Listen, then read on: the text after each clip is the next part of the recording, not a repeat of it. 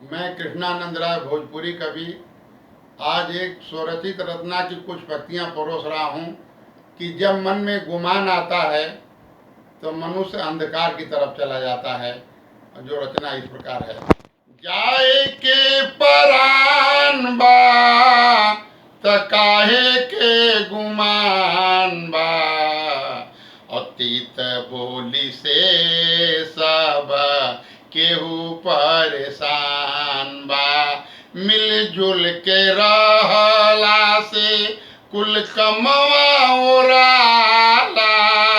मिलजुल के रहला से कुल कमवा ओराला, काम केतनो ढेर होके नाही बुझाला, तो जे मिलजुल के चली ओकर कमवा आसान बा, और जाए के परान बा त काहे के गुमान बा, तीत बोली से